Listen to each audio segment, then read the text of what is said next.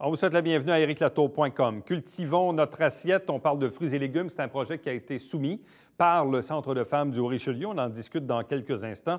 Mais d'abord, parlons de politique municipale. C'est au tour de recevoir en entrevue le conseiller de Saint-Edmond-Saint-Lucien, François Auger. On va parler d'infrastructure, d'ambiance au conseil, mais surtout de l'aéroport municipal.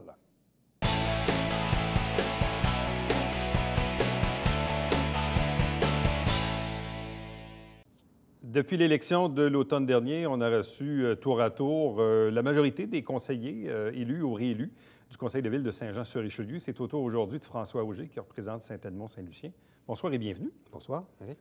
J'ai l'impression que depuis quelques semaines, on parle beaucoup de l'avenir des golfs, mais très peu de l'avenir de l'aéroport. Mais ça va revenir. Je sais, ça va revenir au grand galop. Ça s'en vient, là. Ouais. Est-ce qu'effectivement, l'approche du printemps et probablement de l'augmentation des mouvements va faire en sorte que les citoyens vont à nouveau revenir à la charge pour dire, bon, qu'est-ce qu'on fait avec l'aéroport? On en est rendu où là? On est presque à la fin mars, presque début avril. On en est où sur, disons, l'échéancier de cet enjeu important? Alors, notre objectif est toujours qu'au 1er mai, on ait des mesures de mitigation pour le bruit.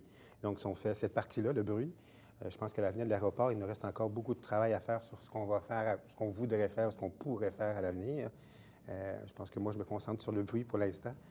Après ça, on verra qu'est-ce qu'on va faire avec les terrains, qu'est-ce qu'on fait avec cet aéroport-là, comment on la développe, si on a à la développer, si on veut la développer, en quoi on la développe. Donc, quelles seront les mesures qu'on va mettre en place au 1er mai pour atténuer le bruit? Alors, ce qu'on discute, là, on a été presque un mois et demi arrêté présentement parce que, bon, on avait des membres qui ne pouvaient pas assister, entre autres NAVCAN, qui n'étaient pas disponibles du mois de mars. Mais au mois d'avril, on devrait avoir 2 ou 3 réunions là, pour vraiment arriver à un consensus sur les mesures qu'on veut avoir. Donc, on va probablement se baser sur le modèle d'Oshawa. Oshawa a fait un genre d'entente avec tous les intervenants de la région sur, entre autres, les vols, les posés décollés, certaines heures, certaines pistes, certains jours, pas les fins de semaine, pas les jours fériés. Donc, c'est un peu ce modèle-là qu'on privilégie présentement, qu'on aimerait mettre en place avec les intervenants. Donc, l'Association des pilotes, l'École de vol à voile, NAV Canada, c'est ce qu'on essaie de faire maintenant, là. Bon. Il y a aussi, en parallèle à tout ça, parce qu'on parle des posés décollés, ouais. mais ce qui agaçait beaucoup les citoyens depuis quelques années, c'est les posés décollés des hélicoptères. Oui. Parce que ça, c'est un autre enjeu. Bon, les posés décollés des avions, c'est une chose, mais dans le cas des hélicoptères, c'est un irritant encore plus important. Oui, oui. Ça a commencé dans l'année dernière. Là, au printemps dernier, ça a commencé. On a eu beaucoup d'hélicoptères qui sont venus. C'est sûr que, bon, les travaux qu'il y avait à Saint-Hubert ne nous ont pas aidés non plus.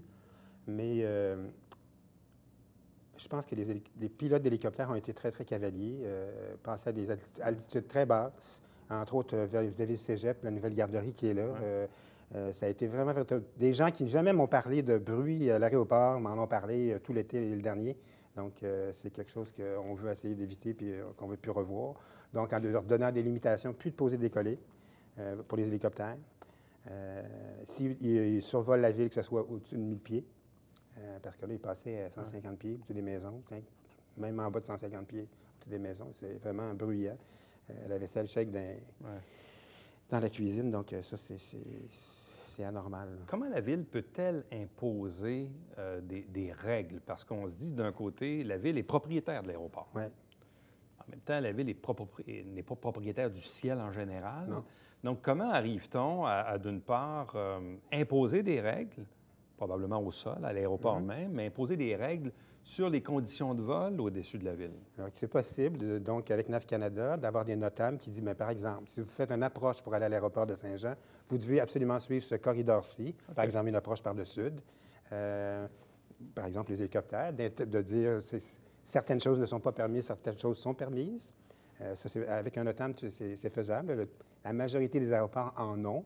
Nous, il n'y en a pas ici, c'est 360 degrés, donc c'est certain qu'on va avoir à travailler là-dessus, sur... La même chose pour les décollages. Si on parle de l'école de vol à voile, on peut essayer d'avoir des corridors. De, bien, écoutez, là, je ne sais pas, mais vous faites la moitié de vos envolées de ce côté-là, l'autre moitié de l'autre côté, pour essayer de répartir le bruit, au moins qu'on puisse avoir la paix à certains endroits. Là. Donc, c'est possible de le faire. Il n'y a pas Il n'y a pas de restriction de ce côté-là. Là. Mais c'est NAV Canada qui peut imposer ça. NAV Canada est le porte-parole de Transport Canada. Donc, c'est Transport Canada qui émet les NOTAM, Ouais. mais il faut que ce soit en consensus avec NAV Canada. Il faut que NAV Canada soit Ouais. d'accord aussi. Là. Donc, Parce qu'il y a un bout de l'affaire que vous contrôlez au sol, mais au-dessus, évidemment, vous n'avez pas de Contrôle contrôle nécessairement. ça. Donc, il faut que ça passe via NAV Canada et via Transport Canada pour imposer des règles, que ce soit aux avions, aux hélicoptères ou encore, dans le cas des planeurs, pour l'école de vol à voile. C'est ça. Donc, un NOTAM, en fait, chaque pilote a un livre de base sur ce qu'il peut faire et ce qu'il peut faire. Quand tu s'en vas à un aéroport, il sait c'est quoi les approches pour cet aéroport, etc. Là. Dans le NOTAM, ils disent, bien, tu n'as pas le droit d'aller là, par exemple, passer au-dessus d'une base militaire. C'est interdit dans certains cas. Donc, le NOTAM dit tous ces interdits-là. Là. Bon. Il y a quelques semaines, on recevait un des représentants, là, qui est un des utilisateurs de l'aéroport, Maître André Lafrance, qui est aussi conseiller municipal à Saint-Bernard-de-la-Colle, qui, lui, prônait beaucoup l'ouverture des 3 pistes 12 mois par année en disant, si un jour on avait les 3 pistes en permanence 12 mois par année, probablement que les citoyens y verraient une énorme différence. Ce qu'on comprend, puis vous me corrigerez, bon, normalement, en période hivernale, on en ferme une des 3. Je ne sais pas si c'est Il y en par... a 2, je crois, qui sont fermés. Même 2, par souci d'économie pour l'entretien, C'est j'imagine. l'économie, là. Bon, après ça arrive la période estivale où, bon, on va fermer une piste dans les semaines qui vont précéder le Festival de Montgolfière pour ultimement même en fermer une deuxième durant le festival. Ouais. C'est que quand on regarde ça sur une année complète, bien, rare est le moment où les 3 pistes sont ouvertes. Est-ce qu'effectivement, selon ce que vous avez vu ou entendu ou dans les discussions que vous avez eues, est-ce que l'ouverture des 3 pistes 12 mois par année pourrait être un bienfait et faire une différence? Oui, c'est sûr que ça ferait une différence, c'est certain. Si on regarde les aéroports au Québec, la majorité des pistes, ce sont les 624. Donc, la 624 qui est vraiment parallèle avec Grand-Bernier, si vous voulez. Exact. OK? C'est la moins utilisée présentement à Saint-Jean, entre autres à cause du Festival des Montgolfières. Pour l'été, etc. C'est une piste qui n'a pas été beaucoup entretenue, mais enfin, il nous reste à faire, là, on va avoir justement une étude là, sur ce qu'on a à faire pour les entretenir. Donc, ce serait, si vous regardez Trois-Rivières, la seule piste qu'ils ont, c'est une 624. Si vous regardez Dorval, les 2 pistes principales, ce sont des 624. Si vous regardez Sept-Îles, la seule piste qui reste, c'est une 624. Si vous regardez la majorité des aéroports au Québec, ce sont des 624 en raison des vents dominants qui sont d'ouest. Donc, ce serait la piste privilégiée, mais c'est celle qu'on utilise le moins durant l'été à cause du festival, entre autres. Et celle qui crée le plus d'ennuis pour les citoyens, c'est la 1129. C'est la 1129. Qui est un peu plus longue. Qui est la plus longue. Mais la seule qu'on pourrait vraiment agrandir, allonger, sans vraiment là, faire un tunnel ou whatever, ça serait la 624, parce qu'on peut s'en aller dans le champ. Là. Donc, c'est la seule, dans ma tête, à moi, c'est la seule que moi, j'aimerais garder si on garde un aéroport là, valide. Là, mais... Parce que, tu sais, on relève là, d'une campagne électorale. Vous avez parlé avec des citoyens l'automne dernier. Les citoyens, ils vous disent quoi? Est-ce qu'ils disent, nous, on veut fermer l'aéroport ou on veut garder l'aéroport ou on est prêt à avoir une certaine activité, mais on a comme un seuil à ne pas dépasser, là, dans le raisonnable. Les gens, là, ce qu'ils me disent, et ce qu'ils disent tout haut, et ça fait des années qu'ils le disent, c'est « on veut du répit ». Moi, je veux être capable d'aller dans ma cour le samedi à 5h30, faire un barbecue, inviter du monde dans la piscine chez nous, puis être capable de me parler comme on se parle là. Puis c'est pas possible pour une bonne partie des gens au mois de juillet. Quand on a un congé, qu'on a un long congé, qu'on a une paix. Qu'un avion d'école de Saint-Jean pour s'en aller à Toronto, là, c'est pas un problème. C'est pas ça qui exaspère les gens. C'est les loups de poser des collets une après l'autre aux minutes. Si on regarde sur Grand-Bernier, j'ai un monsieur là, qui disait, écoutez, là, c'est aux 3 minutes, là. Aux 3 minutes, tous les jours de la semaine, la fin de semaine y compris, là. Tu sais, ça finit. Puis l'école de vol à voile, malheureusement, quand il pleut, bien, ils ne décollent pas, ils n'en font pas. Fait qu'ils font les fins de semaine, ils font plus tard le soir pour récupérer. Mais ça fait que tu n'as jamais de répit, tu n'as jamais de break. Qu'est-ce que vous répondez aux gens qui vont vous dire « Ah, bien, les gens ont acheté une maison proche d'un aéroport, il faut qu'ils s'attendent à ça. Ouais. On pourrait dire la même chose, on a acheté une maison proche du champ de tir à l'Acadie, bien, tu dois t'attendre à avoir du bruit. Oui. Vous répondez quoi aux gens qui vont dire « Bon, tu sais, l'aéroport, ça concerne 80 citoyens, puis il y avait juste à pas acheter une maison là. » Vous dites quoi à ces gens-là? Quand j'ai acheté il y a 30 ans, il y avait combien de vols qui étaient faits à l'aéroport? Il y en a combien aujourd'hui? La même chose avec le chantier, il y en avait combien il y a 30 ans? Donc, tout ça, et puis, les choses ont changé. C'est-tu les mêmes types d'avions qu'il y avait? C'est-tu Ils font plus de bruit, ils ont les mêmes hélices, il y a un paquet de facteurs. Là. Maintenant, on a maintenant des silencieux qui sont disponibles, qui sont vraiment qu'on peut installer sur certains types d'avions. Est-ce que ça, on peut l'imposer? Si vous venez vous faire poser des cols ici, au moins que vous ayez un silencieux. C'est toutes Donc, ces ce que vous choses. dites, c'est que le contexte a changé. Les contextes changent, il y a plus de monde. Là, on vient de construire de la rue René-Boileau. Là. Il y a plus que 80 personnes qui restent là, puis ça passe au-dessus des autres. Saint-Eugène n'avait pas autant de population il y a 30 ans. Et là, ils passent vraiment sur Saint-Eugène aussi. Évidemment, on est dans un monde politique et on le voit avec le débat sur les golfs où visiblement il y a deux idéologies qui s'affrontent. Dans le cas de l'aéroport, par contre, si je me rappelle bien, la position de l'équipe Fecteau, de l'équipe Laplante, à peu de choses près, disait à peu près la même affaire. On ne disait pas d'école de pilotage, etc. Ouais. Est-ce que vous pensez que cet enjeu-là va permettre une meilleure unanimité, disons, au conseil municipal quand va venir le temps là, de décider des choses? Là? Je pense que oui. Là, je pense que, à part les nouveaux que je connais moins, les nouveaux conseillers, là, les 3 nouveaux les autres ont tous été sensibilisés pendant les 4 dernières années. Là. Ils savent c'est quoi les enjeux à l'aéroport, etc. Il n'y a pas de raison qu'on ne s'entende pas sur comment on va fonctionner. Puis jusqu'à date, on était un peu laissé à faire ce qu'on avait à faire au niveau du bruit. Après ça, sur le développement, là, on verra ce qu'on fait. Là. Si on construit une université, si on construit un laboratoire, qu'est-ce qu'on va permettre de construire si on... Des zones. C'est un peu le même enjeu ça va être un peu le même enjeu que les golfs, c'est-à-dire, est-ce qu'on va consulter la population pour savoir, est-ce que ça vous intéresse d'avoir ça installé sur les terrains d'aéroport? Ça va être, pour moi, la deuxième phase. On n'est pas là. Bon. Outre l'enjeu de l'aéroport, quels sont, là, au cours du présent mandat, les prochains enjeux importants dans Saint-Edmond et Saint-Lucien? C'est sûr que les infrastructures. Donc, ce printemps, on va recommencer les infrastructures au niveau de Saint-Lucien. Vous savez qu'on a fait 2 rues importantes, Vaudreuil et Frontenac l'année dernière. Là, maintenant, ça va être la rue Latour, la rue Dollard, qui va être La Fontaine, plutôt. Donc, un tuyau qui va passer à partir qui va passer en arrière de la Caldwell, pour s'en venir un tuyau d'égout, pour vraiment essayer d'alléger toute l'eau qui s'en va sur Séminaire, ce qui fait qu'il y a des refoulements d'aigus dans Saint-Lucien. Encore? Ah oui. C'est encore là. Donc, les infrastructures, c'est un gros morceau du présent mandat. Ah oui, c'est 7 millions de dollars qu'on investit sur ce côté-là. Ça fait 20 ans que les gens le veulent, mais là, on a réalisé la phase 1, là, on commence la phase 2.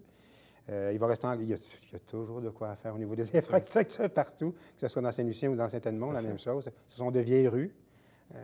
Puis, on a Saint-Georges aussi. Donc, si on veut faire vraiment des développements un peu plus loin dans Saint-Georges, on devra faire des investissements importants sur cette rue-là. Là. Donc, c'est un peu des enjeux du quartier. À venir. En terminant, on le sait, il y a eu un changement de gouverne, nouveau maire, nouvelle dynamique au conseil. 6 équipes Fecteau, l'équipe Laplante, les 3 indépendants, le nouveau maire. Donc, l'ambiance est un peu difficile parfois. Comment vous vous retrouvez, vous, à travers tout ce changement de contexte politique? Quand je vous dirais, les 4 derniers mois ont été très difficiles. Je trouve le mandat très, très, très difficile. Ce que je trouve un peu dommage je dirais, de l'état actuel, c'est le manque de respect. Qu'on ne soit pas d'accord avec ce que je dis ou avec ce que je veux faire, ou etc., je n'ai pas de problème avec ça. C'est normal, on peut en discuter. Mais qu'on ne respecte pas les personnes, ça, j'ai un peu plus de difficulté. Qu'on cherche c'est qui le coupable, qu'on cherche la bébête noire, ça me tanne. J'ai bien de la misère avec ça. Je trouve qu'il y a un grand manque de respect. Il y a comme un manque de leadership là, de la part du cabinet du maire. Là, ça, pour moi, là, c'est flagrant. Là. Et vous souhaitez évidemment que ça change, mais avez-vous espoir que ça change? Moi, je suis un optimiste de nature, donc j'ai toujours espoir que ça change. Moi, je vais toujours vers le meilleur. Je ne vais jamais vers ce qui est mauvais. Ça ne m'intéresse pas de travailler dans...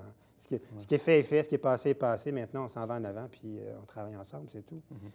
J'aime ça qu'on me consulte. Je suis un élu, mais je suis aussi un humain. Donc, j'ai mes défauts, j'ai mes qualités, mais je veux qu'on me fasse participer.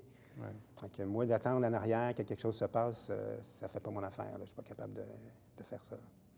François Auger, merci beaucoup. Ça fait plaisir. Bonne chance pour la suite. Merci. Restez avec nous, puisqu'au retour, on vous parle d'un projet présenté par le Centre de femmes du Haut-Richelieu.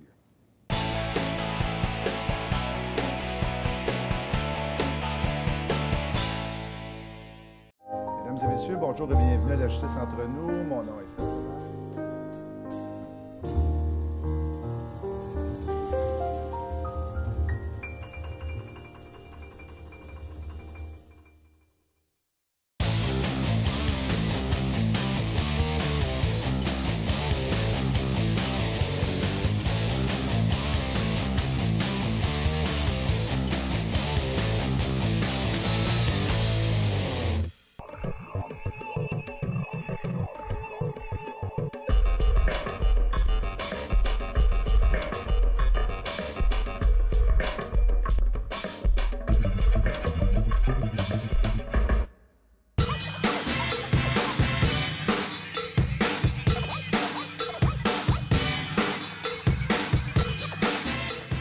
dimanche 9h30, Télébingo, on vous attend.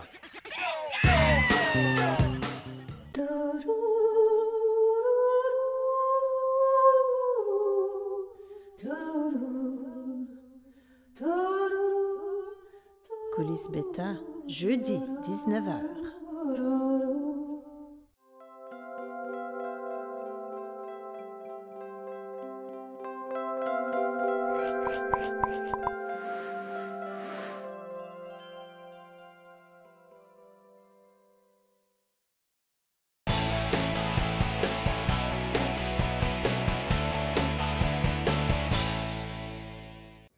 Des fruits, des légumes un peu partout au Québec. Il y a tout près d'1 demi-million de dollars qui ont été distribués à différents organismes.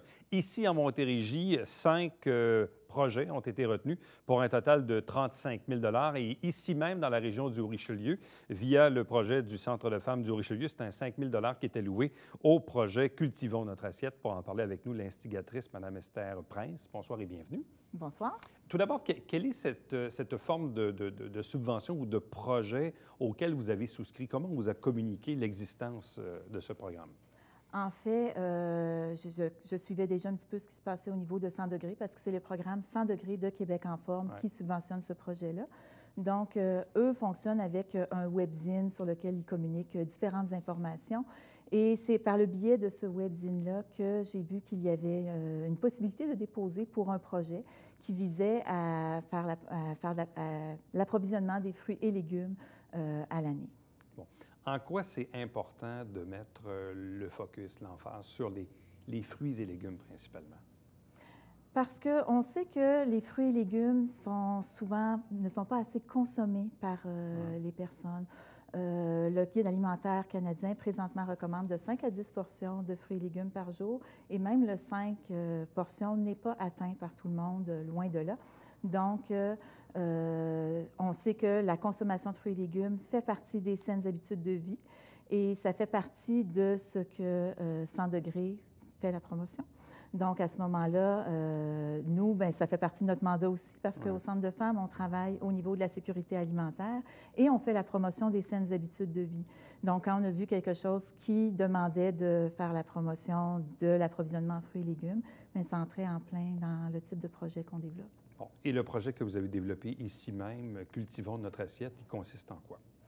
En fait, il consiste en un jardin solidaire. Un jardin solidaire, c'est un jardin qui est fait par des personnes pour la communauté, sous le modèle des incroyables comestibles. Oui. Donc, les incroyables comestibles qui sont des bacs ou des jardins potagers accessibles à toute la population. Donc, la population, une partie, un comité se l'approprie, cultive ces emplacements et tout le monde peut se servir, évidemment, en pensant au suivant. Donc, on ne part pas avec le plan complet, on cueille quelques éléments pour notre consommation personnelle.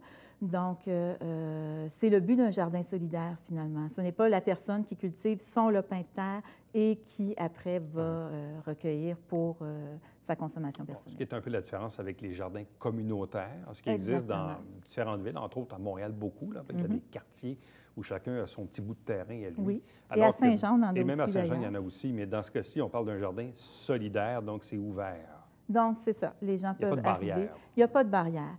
C'est sûr que là, on a déposé le projet. On est encore dans l'élaboration du projet avec les partenaires. Qu'est-ce qui peut être fait, oui ou non, avec ça? Donc, ça peut être par des bacs de jardinage placés à différents endroits. On sait déjà qu'il va y en avoir au niveau du jardin communautaire du Vieux-Saint-Jean. Donc, on va avoir des bacs d'incroyables comestibles qui vont être placés à l'avant du jardin. Donc, ça, c'était notre première phase du projet dans le cadre de 100 degrés, de développer ce type de projet-là. Bon, vous dites la première phase, donc ça sous-entend qu'il y en a une deuxième? Oui, exactement. Donc, au départ, on voulait faire ce type de jardin-là. Et aussi, on avait une demande qui venait de nos membres de travailler un peu plus la mise en conserve, d'avoir le matériel pour pouvoir que nos membres puissent mettre les récoltes en conserve à l'automne. Donc, on s'est dit, oui, il y a le jardin solidaire, mais à la fin de l'année, souvent, il reste des choses qui n'ont pas été récoltées. Donc, ça peut être récolté par les participants de cuisine collective qui, après ça, pourraient le transformer pour pouvoir en consommer à l'année. Fait que ça, c'était comme notre deuxième partie de projet qui était de limiter le gaspillage alimentaire, de ne pas laisser ça sur les plats. Et on avait comme une troisième partie de dire, mais on pourrait peut-être aussi installer au centre un jardin intérieur à plus petite échelle, là. Quelque chose avec la bonne luminosité pour faire pousser des fines herbes ou faire des semis. Donc, c'est un projet qui est en 3 phases. Bon, de quelle façon est ventilé le 5 000 $ que vous recevez pour cette subvention, ce projet? Est-ce qu'il y a des dépenses particulières auxquelles vous devez attribuer ce montant? En fait, on attribue les dépenses aux éléments qu'on avait déjà identifiés, qu'on a fait la demande de subvention.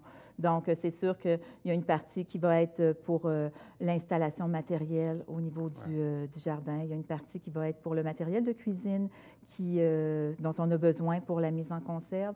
Une partie qui est aussi pour l'installation du module de culture intérieure. Et la balance, bien, ça prend quelqu'un qui va tout mettre ça en œuvre. Évidemment. Donc, ça va être pour le salaire, pour mettre ça en œuvre. Bon. Quels sont les délais que vous vous imposez ou que vous vous fixez pour tout mettre ça en place? Bien, le jardin, c'est relativement rapidement. Donc, si on veut cultiver à la fin mai, parce que c'est vers la fin mai, normalement, qu'on va commencer à planter. Donc, pour l'installation, ça va être avril-mai qu'on va installer les choses. Après ça, la cuisine, bien, en cours d'année, en cours d'été, on va faire la liste de ce qu'on a besoin pour les achats de matériel. Et on veut faire aussi, en cours d'été, des contacts avec des agriculteurs qui pourraient également nous donner leur surplus de récolte ou des choses, des aliments déclassés parce que ça ne correspond pas aux normes des épiceries, qui pourraient être utilisés aussi à l'intérieur des cuisines collectives et transformés. Et finalement, à l'automne, on a le jardin de culture intérieure. Bon, ça peut toucher combien de personnes, tout ça? C'est-à-dire combien de personnes peuvent bénéficier de ce projet-là? Au niveau du jardin, je vous dirais que c'est un peu difficile à dire, étant donné qu'il est ouvert à toute la population. Donc, n'importe qui va passer dans le secteur où ça va être instauré va pouvoir se servir. Fait que ça, j'ai un petit peu plus de difficulté à chiffrer combien de personnes pourraient être touchées par ça. Au niveau des cuisines, on a toujours entre, mettons, une 60aine de participants de cuisine collective au Centre de femmes par année. Donc, ces personnes-là vont être touchées par les ateliers de mise en conserve. Et la partie jardin intérieur, bien, c'est encore nos participants de cuisine collective, mais ça peut être ouvert aussi aux membres du Centre de femmes qui ne font pas des cuisines collectives, étant donné que ça va être à l'intérieur de nos locaux. Ça permet, en quelque part, de faire aussi, comme on le disait en début d'entrevue, la promotion des fruits et légumes, parce que tout ça émane des fruits et légumes. Évidemment, je n'ai pas nécessairement vu les autres projets qui ont été acceptés en Montérégie ou ailleurs au Québec, mais visiblement, on souhaite ultimement qu'il y ait une plus-value pour les fruits et légumes, là. Oui, effectivement. C'était le but de la subvention que 100 degrés proposait. Il fallait que ça fasse la promotion de l'approvisionnement en fruits et légumes à l'année. Ouais. Il y a un aspect un peu pédagogique là-dedans. Dans quel sens? Bien, dans le sens d'éduquer les gens à utiliser et à consommer des fruits et légumes. Oui, oui. On est directement dans l'éducation populaire, de démystifier l'utilisation des fruits et légumes, de s'apercevoir que ce n'est pas nécessairement si compliqué. Et puis qu'il y a moyen aussi de faire des économies en planifiant un petit peu, donc en faisant nos récoltes à l'automne, en faisant nos conserves, bien, ça nous permet de faire des économies à long terme. Et aussi. surtout, et on le voit dans nos propres frigos où, semaine après semaine, malheureusement, il y a des aliments qui sont plus comestibles. Donc, la durée de vie, parfois, nous impose malheureusement de mettre ça aux ordures ou éventuellement dans un bac brun le jour où on en aura un. Mais sauf qu'en même temps, si on avait agi un peu en amont, on aurait pu peut-être intervenir pour conserver davantage nos aliments. Oui, pour conserver nos aliments, mais aussi pour faire de l'achat local.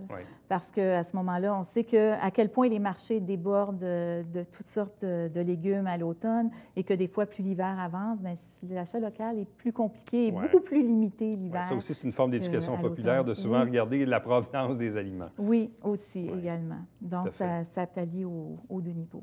Donc, le projet Cultivons notre assiette. Donc, Mme Press en est l'instigatrice via le Centre de femmes du Haut-Richelieu. Donc, merci Merci beaucoup, félicitations, puis bonne chance pour la suite. Merci. Merci.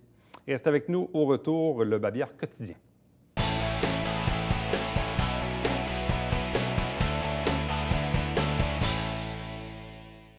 Si vous avez des nouveaux-nés à la maison, bien, vous pouvez savoir qu'il y a un programme qui est offert ici même à la ville de Saint-Jean-sur-Richelieu pour des couches lavables. Donc, vous pouvez vous renseigner et les informations apparaissent actuellement à l'écran.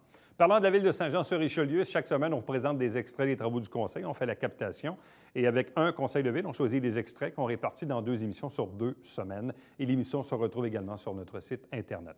Chaque dimanche matin, 9h30 en direct, c'est le Télébingo avec 4 000 $ en prix. Il y a 30 dépositaires pour acheter vos livrets dans le territoire desservi par la Télé du Richelieu. Et pour avoir la liste des détaillants, tvhr9.com.